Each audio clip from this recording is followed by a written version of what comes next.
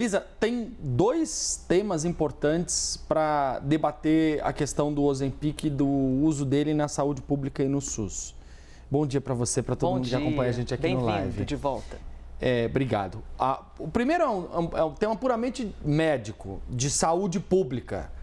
E isso está diretamente ligado com a real necessidade de uma estratégia de enfrentamento da obesidade no Brasil. A obesidade no Brasil é epidêmica, é assim que os médicos, as associações, os grupos de debate de saúde classificam.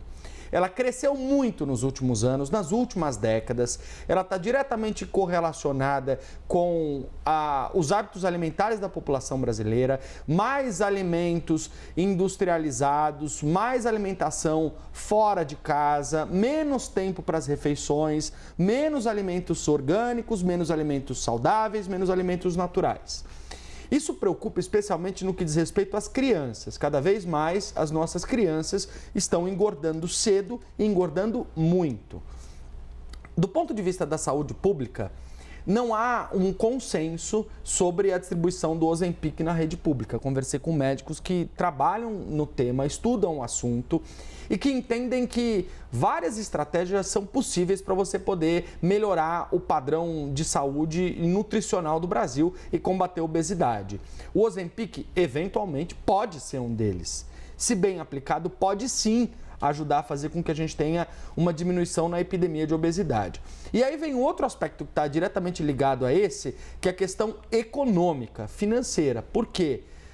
A pessoa com obesidade custa muito caro para o sistema público de saúde. Essa pessoa tem mais comorbidades, essa pessoa tem mais dias de internação, essa pessoa tem um impacto maior nas unidades de terapia intensiva, essa pessoa vai custar mais caro para o país, por conta da situação de saúde dela, que muitas vezes não é culpa dela, é culpa do ambiente em que ela viveu, que ela foi criada, que ela se alimentou. Então, diante desse cenário, o Ozempic, segundo os especialistas, os médicos, pode sim ser uma estratégia, mas com cautela, com calma, com parcimônia. Por quê? Por dois motivos. Primeiro, o uso, como o Danilo estava explicando, ele hoje é um uso off-label, ou seja, você tem um desenvolvimento com o objetivo de tratar uma doença de base, no caso a diabetes, e você tem um uso off-label, fora da bula, fora do objetivo inicial do remédio, que é o combate à obesidade. Então, como você tem um medicamento que não é feito para aquilo, as pesquisas de desenvolvimento daquele medicamento não foram feitas em pessoas com este perfil. O medicamento foi testado em pessoas com diabetes e não com obesidade. Esse é o primeiro ponto. Pedro, até antes de você trazer o próximo ponto, aproveitando esse gancho que você faz a explicação, que é tão importante, que muita gente não entende que é essa parada de off-label. Como assim off-label? Mas o que é isso? Porque muitas medicações estão lá na bula a determinação direta. Eu vou usar o exemplo do Botox, por exemplo, toxina botulínica, que lá por 1800 e tanto foi utilizada uma primeira vez para casos que não tinham... Bom, inclusive a origem diverge ali de acordo com a fonte, mas para casos que não tinham nada a ver com questão estética. Aqui pela década de 70, 80, num caso de alguém que tinha um espasmo no olho, vou chamar de espasmo no olho, foi utilizada a toxina e viu que era bom para poder segurar esse caso do espasmo no olho. E nesse acompanhamento, observaram que, mas também tiveram outros efeitos. Como assim? Outros efeitos? Então, o Botox no uso estético é um efeito secundário. Então, para além da bula, foram sendo descobertos os efeitos e hoje você tem 90% da utilização para mais da toxina botulínica para além daquilo que inicialmente foi indicada, que não quer dizer que é um problema.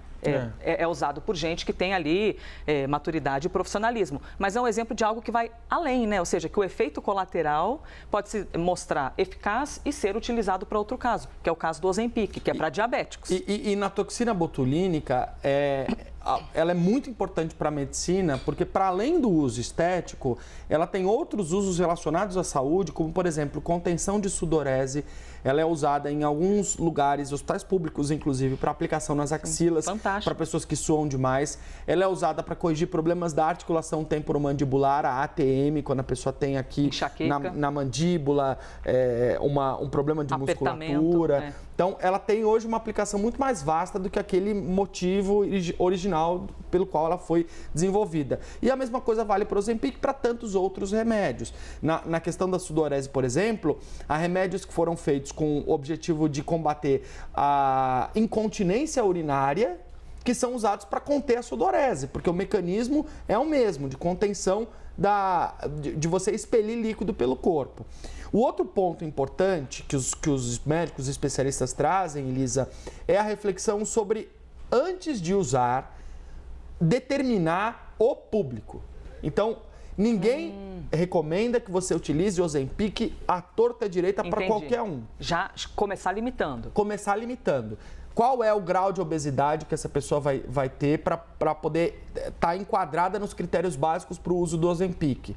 Ela vai ter uma obesidade mórbida? Ela vai ter uma obesidade severa? Ela vai ter uma obesidade comum? Ela vai ter um sobrepeso?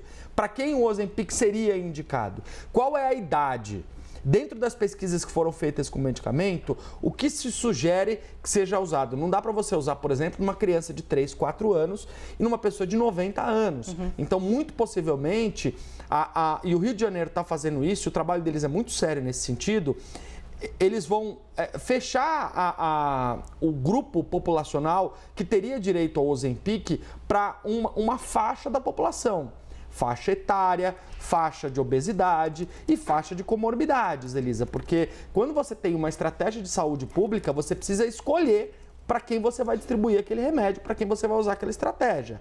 Então, muito possivelmente, já prevendo que pode ser um desenho, com base na conversa que eu tenho com os especialistas e no conhecimento do tema, o que o Rio de Janeiro deve fazer? Deve dizer assim, o Ozempic vai valer para pessoas de X a Y anos, vai valer para pessoas que têm obesidade ou IMC acima de tanto e vai valer para pessoas que não tenham tais e tais ou tenham tais e tais condições de comorbidade, que são outras doenças relacionadas à obesidade em si.